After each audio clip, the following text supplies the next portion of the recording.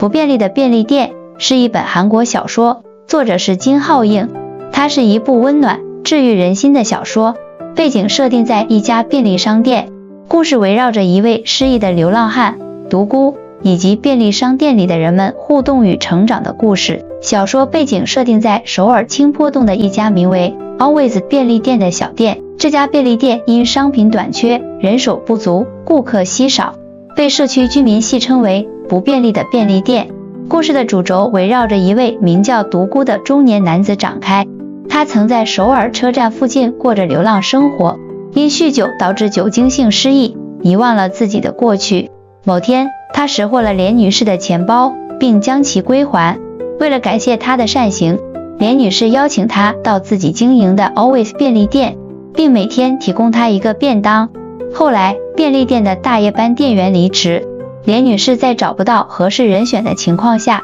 聘请独孤担任大夜班店员，条件是他必须戒酒。在便利店工作期间，独孤与其他店员和顾客之间产生了深刻的互动。例如，他与兼职店员施贤建立了亦师亦友的关系。施贤正在准备公务员考试，负责教导独孤工作流程。此外，便利店的常客如上班族金满和作家任景，也在与独孤的交流中获得启发和改变。透过这些角色的互动，小说展现了人与人之间的温暖与理解，传递出即使在生活中遇到不便和困难，只要彼此关怀和支持，就能找到前行的力量。整个故事围绕着位于首尔清坡洞一家名为 Always 便利店的小店，透过多位角色的互动，展现人与人之间的温暖与理解。而书中有6位主要角色，独孤是一位曾在首尔车站附近过着流浪生活的中年男性，他因酗酒而导致酒精性失忆，遗忘了自己的过去。某次，他拾获了连女士的钱包，并因此机缘开始在 Always 便利店担任大夜班店员。他沈默寡言，但富有责任感，有些笨拙，却令人安心。他虽然失去过去，但在便利店重新学习如何生活与人相处。他从被社会边缘化的流浪者，转变成能为他人带来正向影响的守夜人。他的存在治愈了周遭人，也重新找回了自己的价值。连女士是一位70多岁的女性， Always 便利店的老板。她曾是教师，退休后利用退休金经营这家便利店。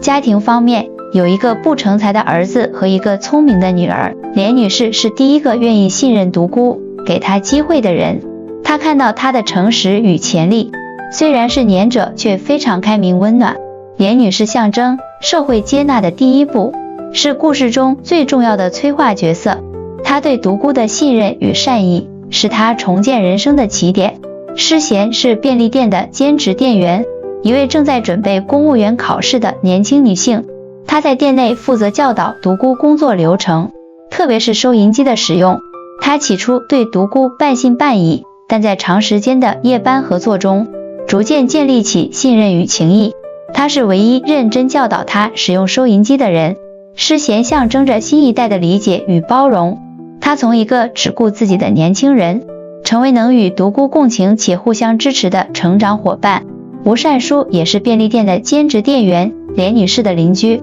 他性格尖酸刻薄，对人有成见，起初对独孤先生持怀疑态度，认为他不可靠、不安全，但随着时间推移，对他的看法有所改变。今晚是便利店的常客，一名50多岁的上班族，是一对双胞胎的父亲，经常在下班后到店内购买酒类和零食，与独孤有不少互动。他透过在深夜与独孤对话，从独孤身上感受到一种久违的安定感。今晚就是一个在日常疲惫中寻找慰藉的普通人。他与独孤的互动展现出便利店作为城市人情交流的温柔空间。任景是住在便利店对面的作家，经常光顾便利店。他从观察独孤的坚持与改变中获得创作灵感，重新振作起写作的热情。这个角色表达出其实创作灵感就藏在生活中的善意与坚持。他的角色也映照出独孤对他人内心的启发力量。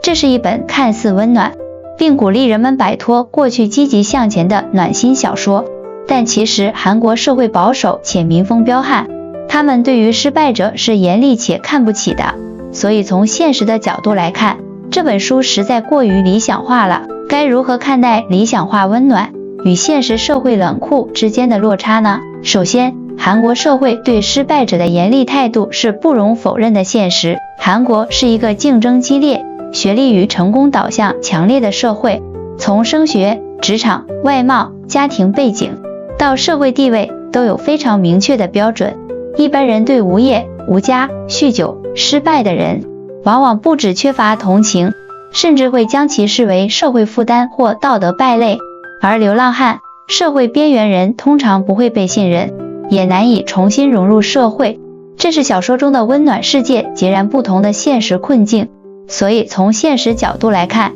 像独孤这样的角色，不太可能在短时间内获得工作机会，被邻里接纳，甚至年轻女学生愿意在工作上指导他之外，两人之间还能建立起信任关系。所以不便利的便利店显然过于理想化，但这也是本书特别的地方。作者不是忽略现实，而是刻意创造一个如果世界不那么冷酷会怎样的假设。所以小说中的温暖与信任更像是一种作者有意为之的反向选择。此外，独孤虽然被接纳，但前提是为他捡到钱包并主动归还所展现的道德与诚实本质，所以他并非毫无道理或无条件的被接受及原谅。在他的努力之下，他证明自己是值得帮助的。作者在书中打造的并非虚幻的乌托邦，而是提醒这个社会对于付出努力的人，何不给他一个机会呢？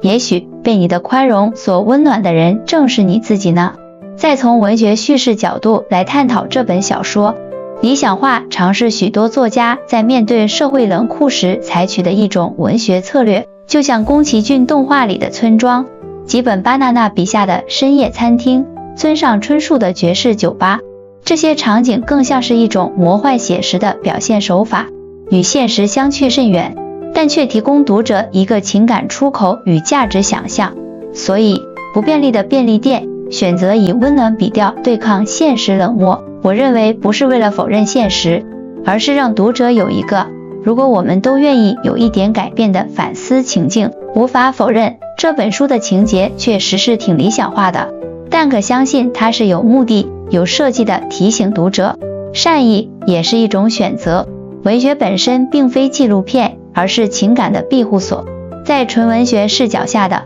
不便利的便利店，就像一座用温柔与善意筑起的庇护所。尽管不便利的便利店在叙事与情节安排上显得温暖而理想化，甚至与韩国社会一贯的功利与冷酷现实有所脱节，但这份脱节正是它存在的价值。文学从来不只是现实的写照，更是情感的庇护所，是一种对抗。村上春树曾说，世界的本质是孤独的，人们只能靠一点一点微小的连结互相取暖，而这部作品就是以一家小小便利店为中心，建立起孤立者与社会之间的微小连结，让原本被边缘化的个体重新获得情感的回声与社会的认同。从另一角度来看，叔本华对人生的悲观看法也能为本书提供深层诠释。叔本华认为，人生本质是痛苦，快乐只是痛苦的间断，而人们所能追求的不是幸福，而是减少痛苦的途径。